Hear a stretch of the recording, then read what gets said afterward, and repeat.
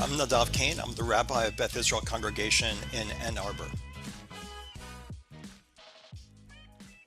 Going with my father to Friday night and Saturday morning services. He was the rabbi, conservative rabbi of my congregation. And so just joining my father especially for the traveling there and the coming home.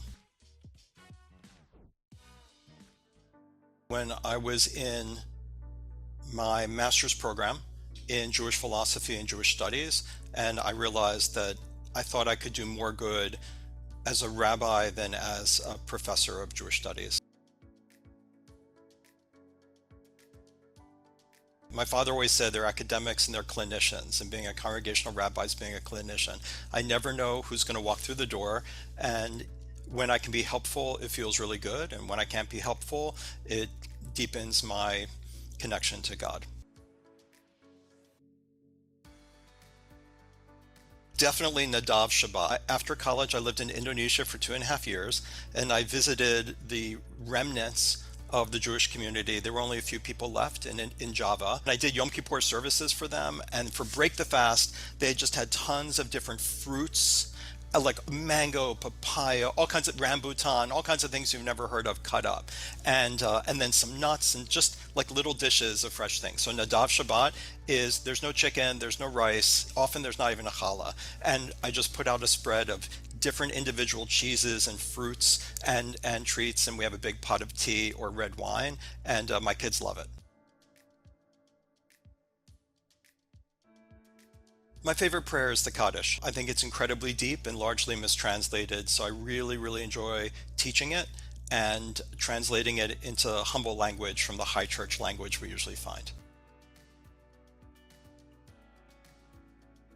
Yom Kippur, the idea of spending 25 hours just introspecting, forming a relationship to God that many neglect during the year is incredibly powerful, and I cherish it. Really good hummus. Except for House of Falafel, I haven't found good enough hummus in America yet, let alone Michigan. I think it means to open up in a humble way, to have a relationship that changes sometimes day to day, sometimes decade to decade, with history and the future and living in the present moment. If you're really serious about wanting to be a rabbi, realize that your love, what it's going to be is it's all about them and never about you. And that's true service. I am a hardcore coffee roaster and barista, and I actually used to even grow my own coffee when I lived on the island of Java. So I take the whole thing very seriously. I think my message in my life to everybody who's Jewish is figure out how to make yourself a character in God's story rather than God a character in your story.